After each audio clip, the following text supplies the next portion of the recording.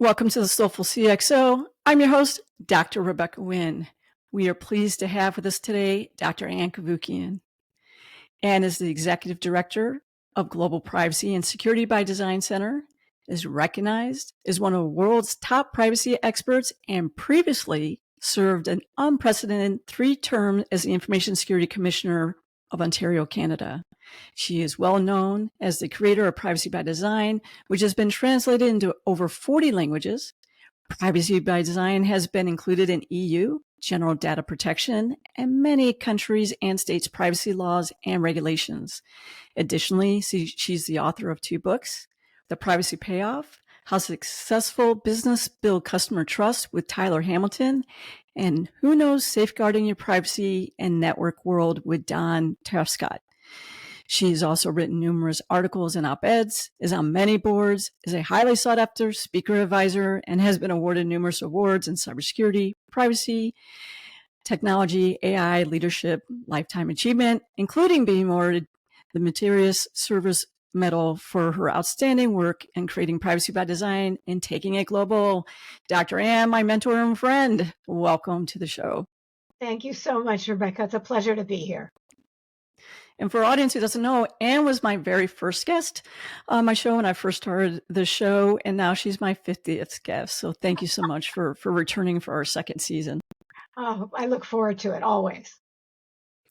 For the audience who might not be familiar with Privacy by Design and the framework and its importance in the world, can you explain a little bit the backstory and why they should really pay attention to it? One of the most important things, when I became a Privacy Commissioner of Ontario, Canada, from day one of the 3 terms I served, one of the things I noticed, see, I'm not a lawyer, I'm a psychologist. My PhD is in psychology and law, but I didn't practice as a lawyer. And when I joined the commission, there were brilliant lawyers who wanted to apply the law anytime there was a data breach or a privacy infraction. All very important. But I wanted something in addition to that. I wanted something proactive, something that could ideally prevent the privacy harms from arising. So it took me a little while. I spent 3 nights at my kitchen table at home developing Privacy by Design. And then I took it into the office and I sold it to the lawyers. And I explained to them, this doesn't replace privacy laws. Of course, they're very important, but I'm trying to minimize the occurrence of privacy harms and data breaches to begin with. So it all worked out. It was, proactive and afterwards legal. What Privacy by Design is all about is ideally preventing the privacy-related harms from arising. And it's a set of 7 principles, and it tells people, both in government and private sector, here are the things you should address in terms of avoiding privacy harms. Personal identifiers, without the consent of the data subject, the individual involved, no, get rid of it. That's what's going to get you into trouble all the time. So eliminate any personal identifiers that have not been consented to by the data subjects, and then restrict your use of the data to the purposes that have been consented to by data subjects. So there are a number of measures like that proactively you can address before going public with the information. And it will save you so much trouble and so much grief because you will avoid the privacy harms. People might access data, but the data has no privacy implications. So it's a completely different matter. That's the essence of Privacy by Design, being all about being proactive and ideally preventing the privacy harms from arising.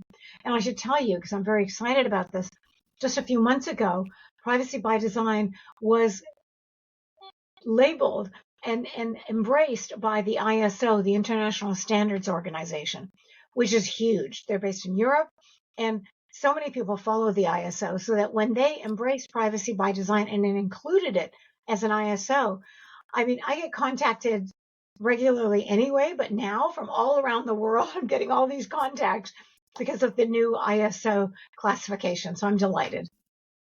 Oh, that's awesome. And then that's a big win. Can you explain a little bit? People might not understand that it's been since about 2010 since you've been really on this pathway on trying to make this global and getting every country to see how important it is. That's the backstory on that, right? That you've been working on this for like 13, 14 years. A long time. You're absolutely right. And you see, it takes a long time. Because when you're entrenched in one mentality, which is privacy laws are essential and we apply them to correct the situation, very important. I'm trying to avoid a situation that needs to be corrected. And that's it takes a while getting that messaging across. But once the GDPR in the European Union included privacy by design in the General Data Protection Regulation a number of years ago when they put it out, it was amazing that everybody started embracing it. And I got so many calls on a regular basis all about how do we do this? And, I always lead with encryption is critical. If you don't have the consent of the data subject, or you still have personal identifiers, at the very least, encrypt the data so it can't just be hacked and access gained by unauthorized third parties. And there are so many out there now, Rebecca. Data brokers abound, and they just grab data and sell it to whoever's interested with little regard to the data subjects or consent being obtained. And we've seen a lot of great movement in the last several months, right? We've had several meetings with consortiums and places like that over in Europe, United States, Canada, right? People in Europe where they're like, hey, we need to adopt things like an AI framework and how we're going to regulate all that. But what do you see is really the future of privacy as we start moving forward? Because seems like there's going to be a lot of challenges trying to regulate that, as you talk about technology and innovation and everything seems to be going at the speed of light. What do you see along those lines, and what words of wisdom can you give us? There are many challenges, there's no question. And especially one of the areas, law enforcement. The police regularly contact data protection authorities and commissioners and say, look, we have to have access to this data for legal matters. It's very important, etc. What I always used to say to them when I was commissioner, if you have a case for gaining access to personal identifiers, personally identifiable data, go to the court, make your case to a judge, and then get a warrant. If you succeed in getting a warrant, then of course you will have access to the data. But short of that, no, because I don't know the extent to which you'll be using the data for purposes that are unacceptable to data subjects and maybe unrelated to the law enforcement matter at hand. Once you have the data, it's in the hands of third parties. Anything can be done with it. So that's one of my concerns. Technology, of course, growing like crazy. And I love technology, don't get me wrong. Privacy by design is all about win-win. I want to emphasize that. It's not privacy versus security or privacy versus data utility. It's privacy and how do you do both? And that's why I often mention encryption and other tools like that, because now with the amazing new technologies coming out like AI, artificial intelligence, which is just extracting data from multiple databases, hundreds, thousands of them, without any consideration of personally identifiable data being included in that and being obtained without consent, then you've lost it. So I always tell people who are contemplating using AI companies, etc., you have to look under the hood. You have to make sure that the people who are going to be implementing this understand that they cannot just do this with no regard to individuals not consenting to the release of their data. Before you extract the data from databases, make sure all personal identifiers are scrubbed. Once you do that, then you have enormous freedom to do whatever you want with the data. But short of that, you don't. And commissioners like myself, when I was a commissioner, will come after you. So that's why I tell all businesses and governments, scrub personal data, remove the personal identifiers before leaving in a database that access can be gained to by a variety of different players. It seems like we're kind of chasing the horse, because it seems like a lot of these AI models went out and grabbed some information that they really shouldn't have grabbed, and it's in their databases. So how do we work with that going forward? Because the other thing that's built in is biases, because you didn't structure that data. So what do we do with the current data, and what do we do going forward to make that better? There's no question it's an uphill battle. And I mean that. And I am an eternal optimist. People always wonder how I'm still doing this. They say, look, privacy is dead. That ship has sailed. And I always say, forget it. Get another ship. You don't just give up on privacy, which forms the foundation of our freedom. No, this is critical. So we will find new ways of doing it, but I'm not trying to pretend that there aren't enormous harms that arise. What I try to do is meet with companies who approach me who are very concerned about their customers, their subjects' data, and actually want to do something to protect it. Then, once I have that inroad, then we can easily come up with ways to protect the data, scrub the personal identifiers, encrypt the data so that the personal identifiers can't be revealed. I mean, there's all kinds of things we can do, but there has to be a desire. And prevent third-party access, data brokers who you have no idea what they're doing with your data, especially if it has personal identifiers. So there are a variety of measures that can be taken. I'm not suggesting it doesn't take time or that it's a perfect solution. By far, it's not. But it's something that you can do if you want your customers to have comfort with you as a company having their data. In fact, I do privacy by design certification in partnership with KPMG. And the companies that come to us who want to be certified are the ones who care deeply about their customers. They want to preserve their customers' trust. And by obtaining privacy by design certification, all of a sudden, their customers, the companies say to me, customers are now happy to give us information we've been seeking for a long time, but have been reluctant to do so. And now they're giving it to us because we're certified. So there are measures you can take, far from perfect, but it's something. What can you do, though, as an individual? I know there's organizations out there that help trying to keep getting your data off the internet after it's there, but you even have stuff when you're in incognito mode and that was supposed to be private and it's not private. So what can you do as an individual to be better empowered or to try and control your data? It seems like it's an impossible battle. It's not impossible. It is very difficult. I always tell people, before you give your information, lead with your desire to have your data protected, your personal information. Let that be known to the company you're dealing with, the government department, whatever. It's something I do all the time. And what I find is when I lead with that, someone will come back to me, either in an actual store when I'm buying something or online. In a store, for example, when they say, oh, go have your postal code. And I say, do you have privacy measures to protect that data? And what usually they say to me, the clerk doesn't have a clue, but the clerk says, oh, you're interested in privacy. Let me go get my manager. Manager comes and says, oh, you're interested in privacy. We can do this, this, or this, encrypt the data, keep it in this different location. They have measures, but you seem to need to indicate your strong interest in privacy. And that's what I do online as well. Before disclosing any of my information, I ask them to inform me what measures they're going to take to protect my data. So if you lead with that, at least you may get something in return. I'm not saying it's 100%, but it is very worthwhile doing so. I know one of the things that I do when you just talk about stores and all that, I don't use my phone number. I don't use my address. And I'll be honest with you, I use a person who's no longer in existence, or I'll use something like Tinkerbell or something along those lines. I'll just tell people, just because they ask you for a piece of information and they're blocking you from going forward, doesn't mean that they're going to vet that information. So I would tell people to also have a bunch of pseudonyms that they use and stuff along those things. Same thing with throwaway phone numbers, throwaway email addresses, and things along those lines. That can kind of help. Yeah. Well, we have to take whatever measures we can to protect our personal data.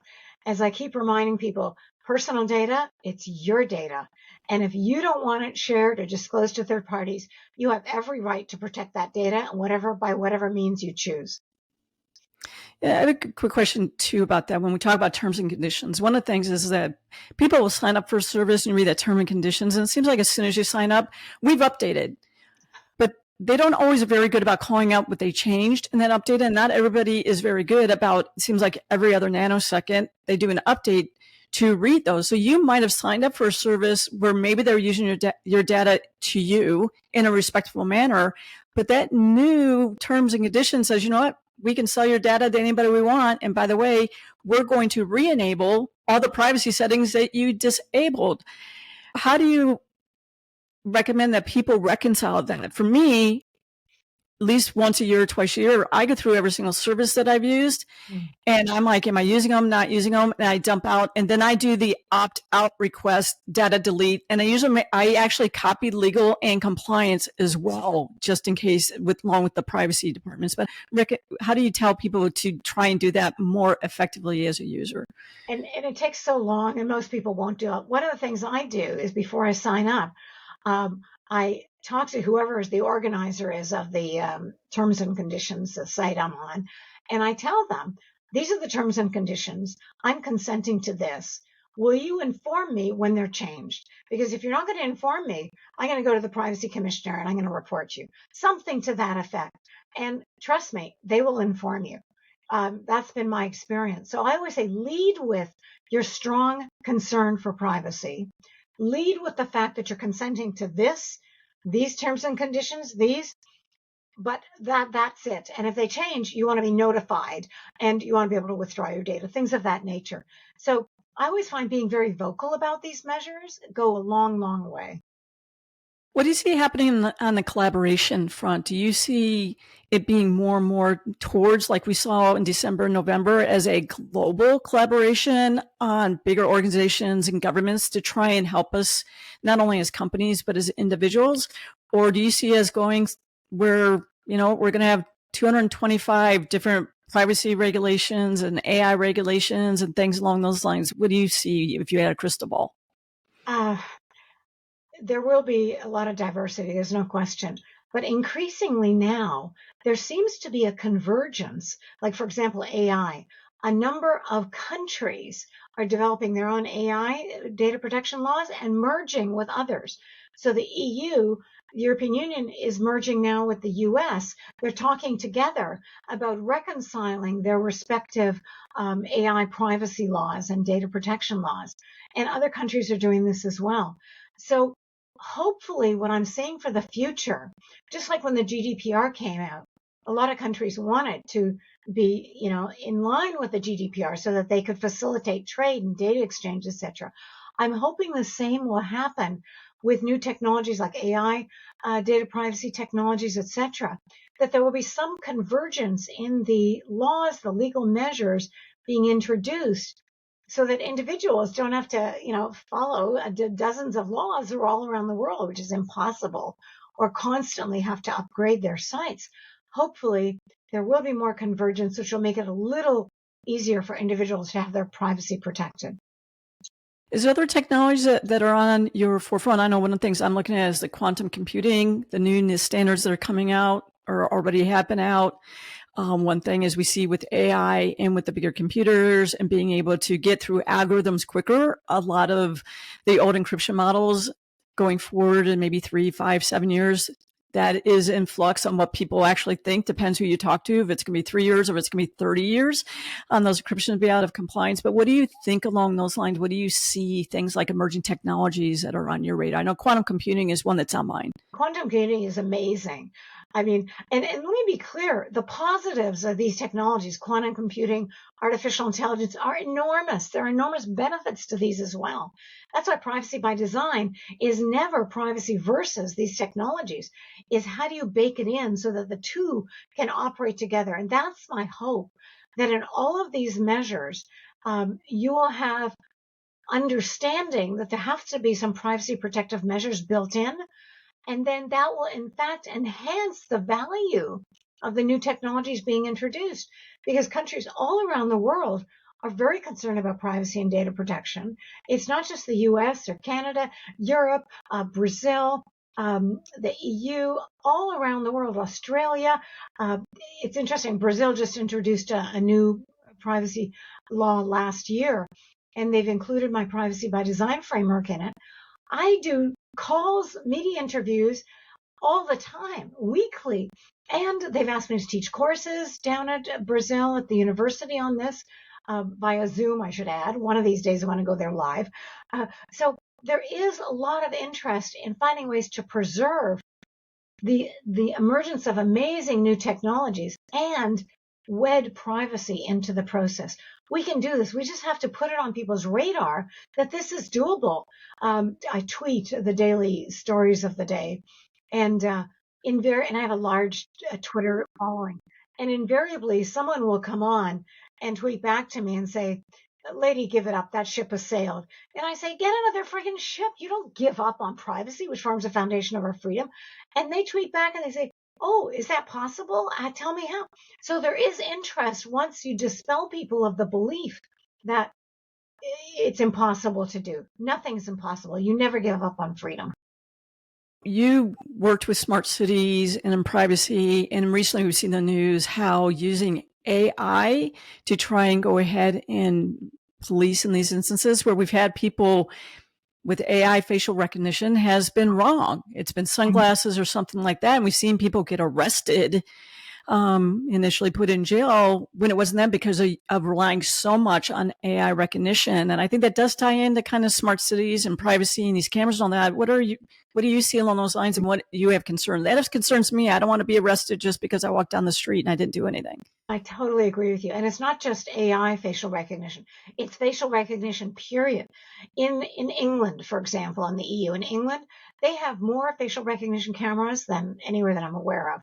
And last time I looked, 83% of the matches are wrong. They're identifying the wrong person from the facial recognition. Someone tweeted me recently and they said, no, it's actually 86% are wrong.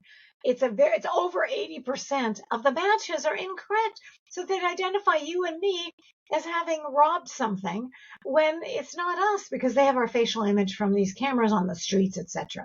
It's absurd. And now that AI is relying on that kind of facial recognition, it's crazy. And that's what I want to alert people. Facial recognition on a one-to-one basis is actually very strong, meaning I have facial recognition when I go to the airport. My face compared to the face I have on my passport, I go to the camera, it compares my face to my passport one-to-one, very high accuracy. It's the one-to-many where they compare my face with thousands, sometimes hundreds of thousands of images, and of course they get it wrong. So please, AI, keep out of facial recognition. It's bad enough already. What do you see along the front on privacy with your voice? We've talked about privacy in the data that is created. We've talked about privacy and biometrics as being facial recognition, but it doesn't seem like there's a lot of laws and regulations around your voice data and your voice being your unique voice. And here in the United States, we saw that in New Hampshire with calls faking, pretending that they're Joe Biden. It had no negative effect, but that is a concern. So what do you see along those lines? Do you see new regulations coming about using a voice? I think that will happen, Rebecca, because voice is just emerging as a new area of concern. And as you said, Joe Biden's using his voice and pretending, that is really bringing it to light and alarming people incredibly. So I think that's going to be a new area where you're going to have some technology and concern associated with who can gain access to your voice and use it in ways that was never consented to. And voices have a lot of variation depending on whether you have a cold or this or that. Oh, the inaccuracy is going to be enormous. So I'm hoping that'll be another area where legislation will be taking place.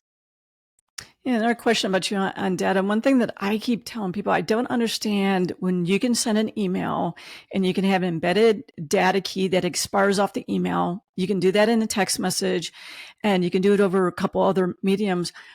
Why is it when data created that it has an expiration key? So for example, if I allow you to use my resume to apply for a certain job, I can say, hey, you can keep it on file for 6 months. But after that, I can expire it off. Why do you think worldwide, upon data creation, that they just don't go ahead and say this is the normal, amount of time that is 10 years, 7 years, 2 days, 1 second, and it has an expiration key? Why do you think that seems to not be one of the global things that people are just doing? It's a great idea, Rebecca, but companies and governments, they're not interested in you and I and the protection of our data as we are, obviously.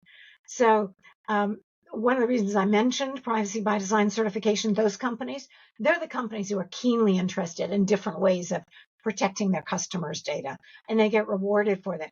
But want to make it clear, they're in the minority. Most companies and government departments, they've got so much going on. They're not focused on that. And that's why, you have to get out there and start speaking about it. That's why I'm so glad you're doing these kind of interviews, because the more you speak about it, the more important it is. When I get invited to speak a lot, and often to boards of directors, and I walk in and I see, and I'm a member of the boards, they're not very happy to see me. They're thinking I'm going to tell them to stop doing what they're doing. And the first thing I say to them is, give me 10 minutes to tell you about privacy by design. If you're not interested after that, I'm out of here. Because privacy by design is all about protecting your customers' privacy and ensuring that you extract the data utility you need for your business operations. Then all of a sudden, they wake up and they go, oh, tell us. And then I go on about it being positive sum, not zero sum, not either or. I'm not trying to make them lose out. I'm in fact trying to do the opposite by getting them more customers who will be more trustworthy of their operations. You got to get the story out, but I'm not saying we don't have a long way to go. I know one thing that I'm a proponent of, if you're going to make me personally responsible as Chief Information Security Officer and I can do jail time, why don't you do the same for the person you say is your Chief Compliance Officer, your Chief Privacy Officer? Because it seems that's always under General Counsel or something like that. And it doesn't seem like they really have any skin in the game. What are your viewpoints or your peers' viewpoints along those lines? If you're going to make me responsible as a Chief Information Security Officer, make them do jail time too. The board now potentially can have ramifications. I think that would be a slight game changer, if not the game changer. It would be a huge game changer. It ain't going to happen. I don't think. I wish it would. But short of that, because I really don't think that's going to happen. But when I talk to boards again, what I tell them is your Chief Privacy Officer, please have them report directly to you, the head of the board of directors. Have them report to the CEO, because that in itself is a game changer. Because if they're reporting through various managers, and it's all going to get lost, the importance of privacy and data protection. But if they're reporting directly to one of the most senior people in your operations, everyone pays attention. And a number of companies have done that after I've suggested that to them. So I think that will be easier to deliver than jail time. I do a lot of consulting, and the one thing consistently, it seems like I'm finding that the Chief Compliance Officer or maybe the Privacy Officer is under legal. But consistently, when I talk to them, to be honest with you, they don't know what they should be knowing. And then they have to go to people like me. And I'm like, why are you putting that under General Counsel instead of having maybe General Counsel be part of a committee? It seems like it should be really maybe under the risk officer along those lines. I think part of it's the reporting lines. Where do you think that should be? I agree with you. But the reason I say have them report directly to someone very senior, it doesn't have to be the CEO, but the CEO can designate his right hand. And once there is that kind of senior connection, then whoever they're reporting to is aware of that. And all of a sudden, privacy and data protection is elevated in terms of its importance. So that's what I urge companies to do. It can't just go through the slow, lower groups and it's going to disappear.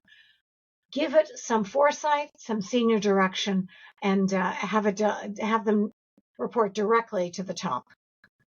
Well, thank you so much for your time. Our time has run short. I want to thank our audience for joining us. Please go ahead and check out the descriptions when we'll have all the contact information for Dr. Ann Cavoukian. Also, please make sure you subscribe to the Soulful CXO Insights newsletter available on LinkedIn. And we'll see you next time on the show.